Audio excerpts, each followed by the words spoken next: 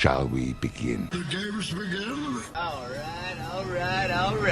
A new age has begun. An age of freedom. Are you not entertained? Are you not entertained? Get to the chopper! This is going to be quite the ride.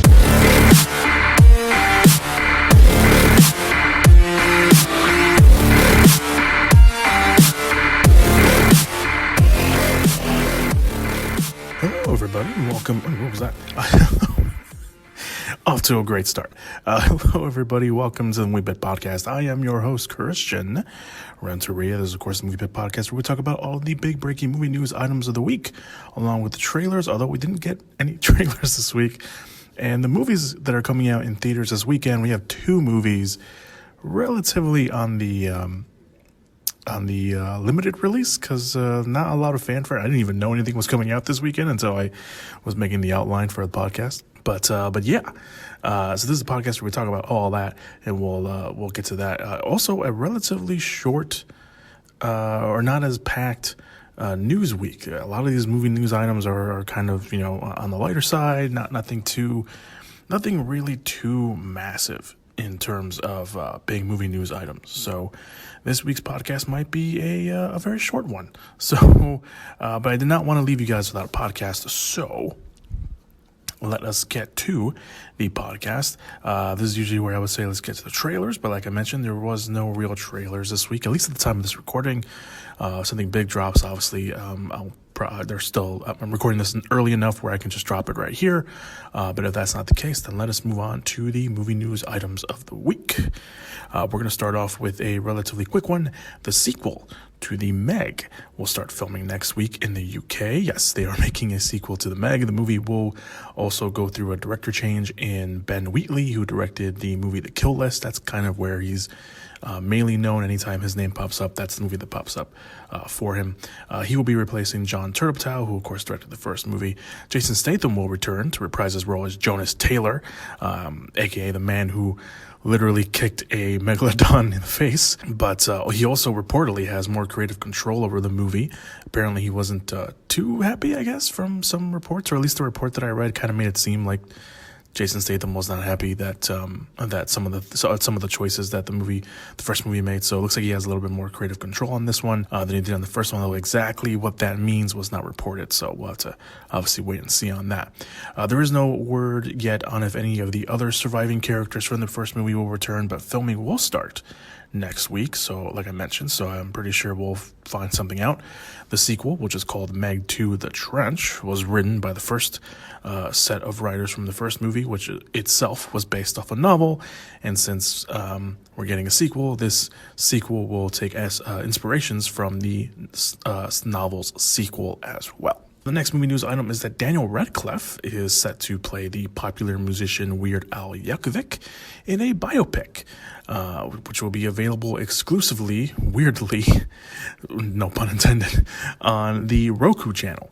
And from the looks of it, it looks like it will be titled Weird, a Al Yankovic story. The movie is, am I saying his last name weird? Why do I feel like I'm saying his last name weird? Anyway, the movie is described as holding nothing back, quote, exploring every facet of Yankovic's life from his meteoric rise to fame with his early hits like Eat It and Like a Surgeon to his torrid celebrity club affairs and famously depraved lifestyles. Yes, that is the description for the movie.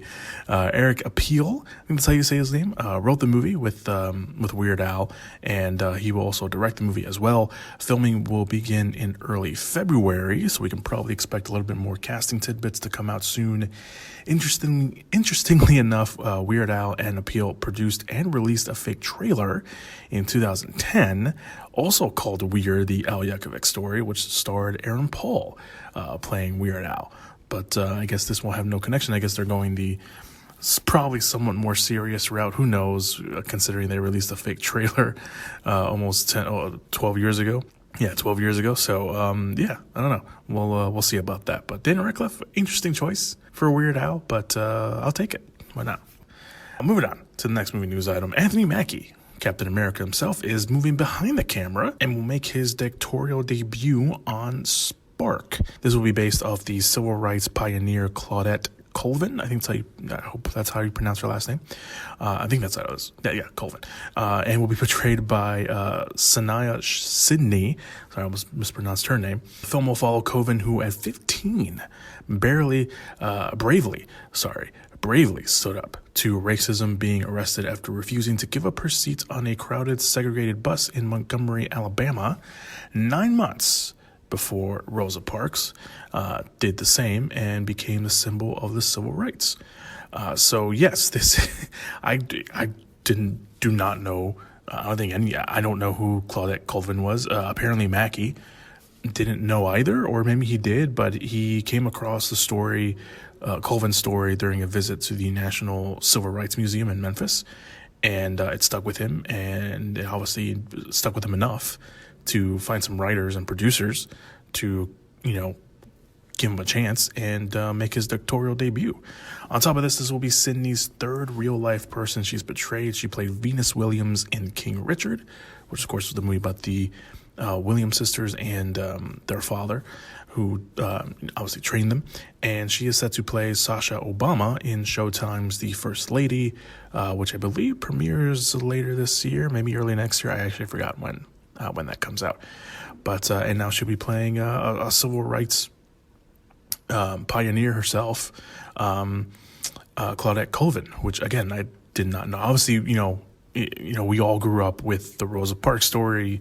I think as we grew older, we started realizing that Rosa Parks wasn't the only person that did this, but she became, of course, the person that everyone picked and everyone decided to make the symbol of the civil rights movement. So this is pretty cool. I didn't know the story. I'm very intrigued by it. I think I'm also intrigued by the fact that Anthony Mackie will be making his directorial debut. I didn't even know that he had aspirations to direct. I'm very interested in seeing kind of his directing style, depending on how if he's gonna shake it up. Does he have a vision? Is it just gonna be kind of like a straightforward biopic, or so that would be very interesting to see. I have not watched King Richard, so I don't really know anything, and I've never seen Sydney in other stuff. She's been in a few other stuff before King Richard, but obviously I think King Richard kind of put her on the map, and I'm sure that The First Lady will also put her on the map as well. But yeah, I think I'm more intrigued just learning the story and seeing Anthony Mackie's directing style as well. An American remake of the 2015 Swedish comedy, which itself was based off a 2012 novel, A Man Called Ove, or Ovi. I think it's Ove. I don't know. I heard it say Ovi once, but I don't think it's Ovi. I think it's Ove. So A Man Called Ove.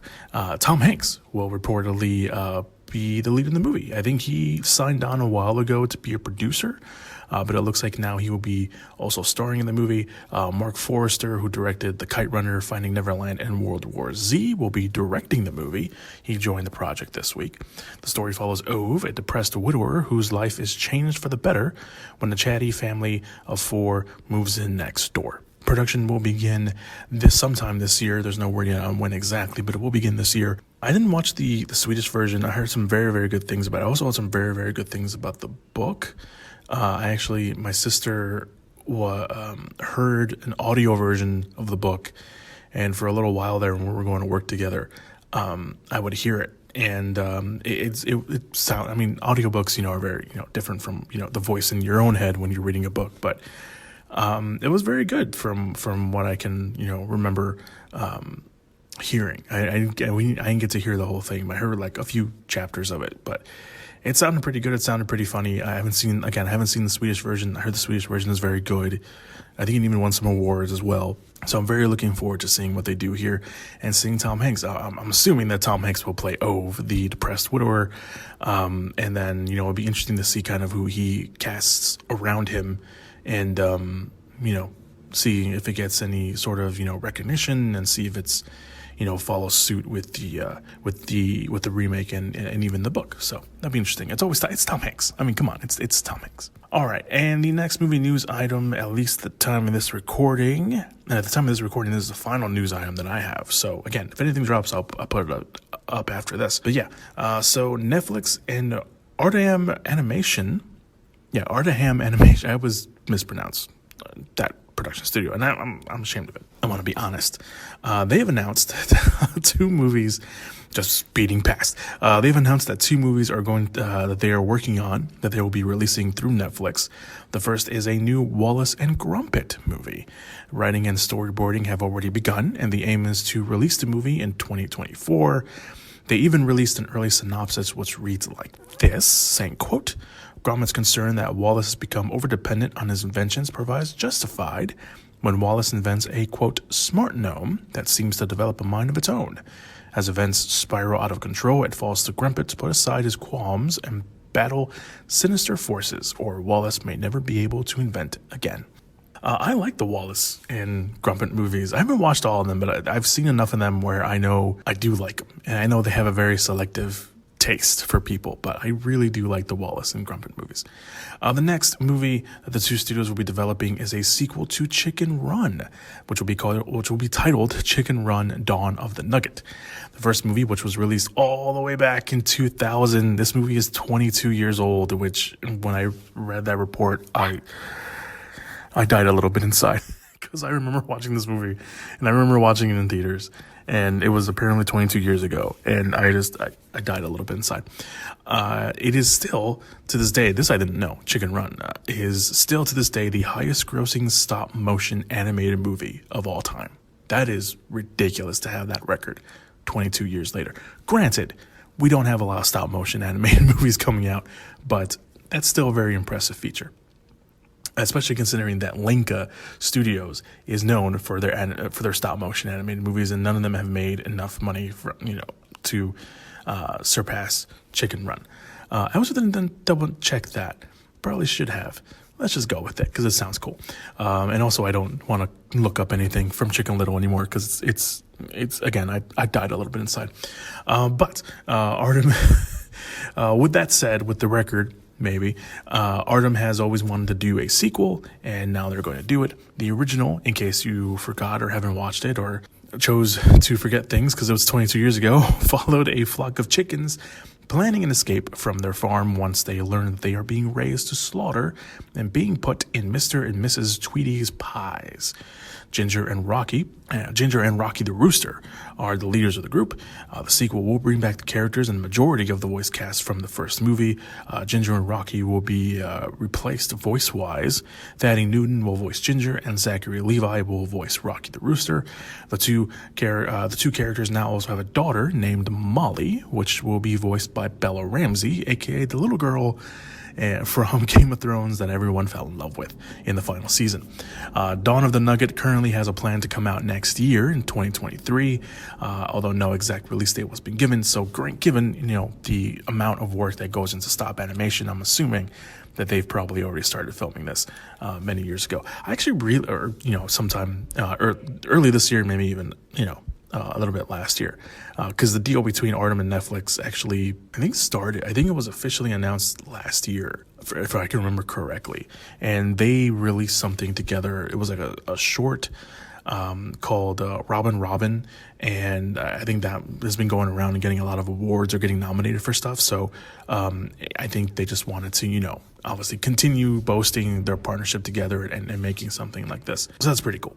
And I always appreciate stop motion movies. I mentioned Lenka earlier, and obviously the studio behind like Coraline and Kubo and the Two Strings and the Box Trolls and Paranorman. There's another one that I can't remember what it was. What was it? I think it was like the Sasquatch one that came out like 2 years ago, something like that. I can't remember what it was called, but I like stop motion. I think stop motion is really cool. It is kind of a lost art in Hollywood now. It's not, like the go-to, because obviously, we can make everything with computers now. But I always appreciate stop motion, especially like really good stop motion animated movies, or just, I love them. I think it's a lost art, and I think it's really cool when a studio is like, when a studio decides like, no, we're gonna make the stop motion. I think it's pretty cool. I know Guillermo del Toro's Pinocchio movie, which we've briefly mentioned here on the podcast every now and then when we get updates, that will be stop motion. So I'm looking forward to that because it's Guillermo del Toro and it's stop motion, and it's a story that most of us know. But it's again mainly because it's Guillermo del Toro, but also because it's stop motion. I think it's going to be a little different, and it brings a different style and kind of it's kind of a good palate cleanser from all the animated stuff that we get. Not bashing the animated stuff. I'm just saying a little variety is cool. So I'm really looking forward to it. I haven't seen obviously I've not seen Chicken Run in 22 years. So, but some of it stuck with me. My family and I, especially my sisters and stuff, every time we mention pie, there's a line in the movie, and I'll try to drop it in here. But if there's a line in the movie that we always quote, and it's from that movie, and I haven't watched that movie in 22 years, but that line, for whatever reason, has stuck with me for since then. So, I'll watch it. And Wallace and Gromit, like I mentioned, I haven't seen all of them, but I've seen enough of them, and looking forward to seeing what they do with this new one. And it's gonna be on Netflix, so easy watch, or easy to get to watch anyway. Unless you live in the UK, and they will premiere at least Wallace and Gromit on the BBC, because that's kind of where they put everything. So, and this is actually the final movie news item of the day. The Bong Hive. Bong Joon-Ho, the director of Paris, the writer and director of Parasite, the Oscar winner. I was going to say nominee, but no, he actually won. The Oscar winner, Bong Joon-Ho, for Parasite, has finally locked up his next project. Deadline reports that Joon-Ho is in talks to produce, write, and direct an untitled movie based on Edward Ashton's upcoming novel, Mickey 7. And this will be done through Warner Brothers. In addition to that, Robert Pattinson is in talks to star in the movie as well. Of course, Robert Pattinson will star in The Batman, which will be coming out through Warner Brothers later this year in March. A few months rather. January's not over yet, even though we want it to be. The book will be published this year in the first quarter and follows Mickey 7, who is an expendable, a disposable employee on a human expedition sent to colonize the ice world of Nephilim. Whether there is a mission that's too dangerous, even suicidal, the crew turns to Mickey. After one iteration dies, a new body is regenerated with most of his memories intact. After 6 deaths, Mickey 7 understands why the position was never taken. I'm sure there's more to it, but that is what has been released so far from the novel. Again, the unpublished novel. The outlet notes that this version of the story might be a little different from the upcoming novel because it is Bong Joon-Ho who wants to change things and stuff like that. But the simple structure could be the same, again, at least from the early reports. Bong-ho also got his hands on the manuscript for the book and took immediate interest. And then met with some A-listers in Hollywood, and Pattinson was the one that won out in that deal. So that's pretty cool. I'm looking forward to it. I mean, yeah, we haven't seen Bong Joon-Ho since Parasite, and after he won the Oscars for Parasite, he pretty much said that he's going to take a little break and he's going to decide what he wants to do next. It's been a few years now, so him coming back for this will be really cool. And then you got Robert Pattinson on the rise again. He has Batman coming out, but obviously he's be doing other stuff before that. And kind of everyone is agreed that I'm pretty sure Pattinson has lost the Twilight diss on him because he's gonna be Batman, but he's also done all this other great work in art house movies, independent movies. So I'm looking forward to the Robert Pattinson Renaissance, or at least we're currently in the Robert Pattinson Renaissance, and I'm going to enjoy continuing to go about it. So, all right. Those were all your movie news item. Again, at least the time of this recording, if anything drops, I'm recording this early enough where I can drop something else big that comes out, and I'll drop it right here if that's the case. If not, all right, so we had a few more movie news items drop. Because, of course, they did. So the first one is the Batman runtime has been revealed. It is a whopping 2 hours and 55 minutes, with 8 minutes of those being credits. That makes it the longest Batman movie and the second longest superhero movie, right behind Avengers Endgame, which was 3 hours and 1 minute. Of course, the record holder being Zack Snyder's Justice League, which ran... let me check my notes here. For 24 hours. No, it ran for 4 hours and 2 minutes. Obviously, that didn't get a theater run, but it is still technically the longest superhero movie. out there. If you love statistics, especially when it comes to Batman, Christopher Nolan's longest Batman movie was Dark Knight Rises at 2 hours and 44 minutes, and Joel Schumacher's longest Batman was Batman Forever at 2 hours and 1 minute. This is kind of a new trend. I mean, look, I'm all for it. Like, I'm not one of those people who complains about a time or a movie length. Because, that if the movie's long, it probably needs to be long because it needs to tell the story it's trying to tell. And, if it has to tell its story in 2.5 hours or almost close to 3 hours, then that's the story it needs to tell. But there is this trend lately, and the report that I read for this, I think it was from the Hollywood Reporter. They noted something, and I noticed it too recently. A lot of these movies now that are coming out are over 2 hours long, especially over 2.5 hours long. Bond, No Time to Die was over 2.5 hours long. Ridley Scott's The Last Duel was over 2.5 hours long. There's something else they mentioned. I forgot what it was, but a lot of these movies nowadays are over 2.5 hours long. I don't know if they're just like, everyone's stuck at home or, theater restrictions are, going around. So they want, fewer runtimes because obviously, the longer the movie is, the fewer showtimes a movie theater has, obviously with COVID going on, maybe, studios are just pushing longer movies or directors are just like, if, there's COVID going on, theaters are just going to have to show less times anyway. Let's just make our movie longer. So that's kind of a new trend here. But for the Batman, I mean, this new Batman looks great. I went to the movies last night. I saw the 355, or the 355 rather, and I saw the new Batman trailer for the first time in a movie theater because I had seen it here at home. I haven't seen it in a movie theater. I haven't been in a movie theater in well over a month, and it was awesome to watch on the big screen. So I'm even more excited for the Batman. And now that I have, now that I know I'm going to be sitting in a movie theater for almost 3 hours long watching this new Batman movie, I'm game for it. Let's do it. Why not? So there you go. That's the runtime for the Batman, 2 hours and 55 minutes. 8 of those being, of course, credits. So there you go. Moving on to the next movie news item that dropped, the Aristocats. Disney is giving the Aristocats a live action treatment. The original movie, of course, came out in 1970. Which I didn't know about this. This was apparently Disney's dark age where a lot of their movies weren't doing that great. But the Aristocrats obviously has a very big following.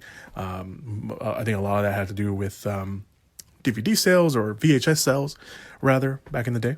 But for those who don't know, the original film followed a group of Parisian cats who were owned by an heiress who intends to give her cats the inheritance of her estate. But when her butler catches wind of it, he plans to kidnap the cats and get part of the fortune. Along that plan, the cats get abandoned in the city and they team up with the Tomcat to find their way home. The report says that the movie will be similar in style to Disney's live-action adaptation of Lady and the Tramp, which was also a live-action adaptation and used real animals with voice-over work from some big-name stars. I think it was Tessa Thompson and Justin Theroux, right? I think that's right. The movie was released in 2019 on Disney Plus, although there is no word if the Aristocrats will get a Disney Plus release or a theater release. I think Lady and the Tramp was supposed to get a theater release, and then they pushed it to Disney Plus. So we'll see how that works out. The movie will be written by Keith Bunnen. I almost mispronounced his name. Bunnen. He was one of the writers on Onward, which of course came out on Disney Plus, and Will Glonk, who has written the Peter Rabbit movie. So he has obviously some work with live action and CGI hybrid movies. Although no word yet on when production will start or directors just yet. I'm assuming, especially considering this is a Disney Plus show, that they will be working very vigilantly on that because they're obviously pushing a lot of stuff to go on the streaming platform to obviously compete with the other streamers out there like Netflix and HBO Max and stuff like that. Speaking of HBO Max, that was not an intended segue, but that is the case. This is the final little bit of news that has come out this week. In a surprising move, although considering all the nostalgia sequels coming out, it's not too surprising. Warner Brothers has announced they are doing a sequel to A Christmas Story. Plus, Peter Billingsley, I mispronounced his name, I'm reading it too fast. Billingsley, who played Ralphie in the first movie, will return to reprise his role. The plot description reads like so. The film follows an adult Ralphie in the 70s who returns to his house on Cleveland Street to deliver his kids a magical Christmas like the one he had growing up. With the same attention to the real-life tone of the first, Ralphie reconnects with his childhood friends, reconciles with the passing of his old man, and sows the seeds for the origins of the beloved holiday classic. The movie will be coming out on HBO Max, which I teased a little bit. We'll start production next month in Bulgaria, of all places. I don't know why. I guess it's just cheaper over there. And will be written by Nick Schneck, who has written the last two Clint Eastwood movies, Cry Macho and Gran Torino, and will be directed by Clay Caddis, who directed The Christmas Chronicles. So he has obviously some history with Christmas movies. Even though with the production starting next month, there has been no reported release date for the movie, but we can probably assume that it will be coming out around the holiday season, whether it's this year or next year. We'll have to wait and see on that. I am going to be completely honest with all of you. I have never watched A Christmas Story. What? What the fuck? I know a lot of you audibly gasp. I think I heard some of you guys while watching this in the future, hearing that. I've never watched it. Never have. I know it's on like 24 hours on Christmas Day or Christmas Eve or whatever it is. Yeah, I never watched it. Never watched it, and honestly, I think at this point in my life, I'm not gonna say I'm never gonna watch it, but it's not something that I'm going to rush and watch it. Yeah, never watched it. I know a lot of you guys are angry at me right now. I'm pretty sure some of you guys turned off the podcast. And fair, that is fair. You know, I know it is a Christmas classic, and I know a lot of people are, very, very into the movie and everything like that. I just never watched it. Never got around to watching it. I know it's on 24/7. I've had so many years to watch it. Never watched it. And part of me is kind of reluctant because everyone says it's so good and so good and so good. And I don't even think it's necessarily like everyone's saying it's so good, and so all these expectations are high and stuff like that. No, I don't think that's it. I think it's just me not being that interested in watching it. I'll watch it eventually. I'll watch it. You know what? I will watch it this year. I will watch it this year for all of you guys around Christmas time, obviously. So yeah, we'll wait on that. But yeah, there you go. A Christmas Story sequel is in the works. This sounds fair. So when I saw the report on this news, I forgot who I read it from, but one of them mentioned that this is kind of similar to what HBO Max has already done with 8-Bit Christmas, which has a very similar story, which is true. But we'll have to see how this works out. Obviously, this has a more deeper connection to a lot of other people than 8-Bit Christmas does. Although 8-Bit Christmas was based off a novel, this is obviously based off. I don't know if A Christmas Story is based off a novel. I think it's an original idea. But yeah, there you go. That's it. All right, that's all the movie news that I have for all of you that I've ended up recording since the last recording. So let's move back to past me so we can talk about the movies that are coming out in theaters. Let's all go to the lobby. Let's all go to the lobby. Let's all go to the lobby to get ourselves a treat. All right, so we got two movies, like I mentioned, that are coming out in theaters this weekend. They're getting quote-unquote wide releases, but I have not seen any promotion for these two movies. Like zero. None. And they're coming out. So the first movie is The King's Daughter. This is based off a novel by Vonda McIntyre, which is titled The Moon and the Sun.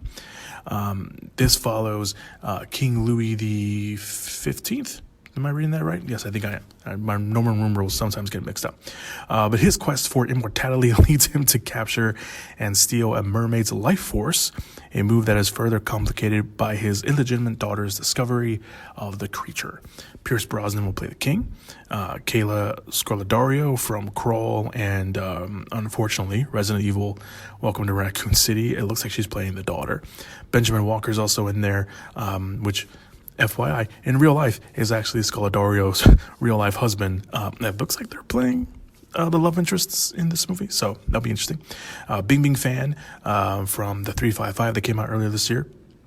She plays the mermaid. Pablo Schreiber's also in there. He's going to be playing Master Chief in the Halo series soon. And William Hurt is also in the movie. Like I mentioned, didn't know any of this movie was coming out. Didn't know it was based off a book. there's that.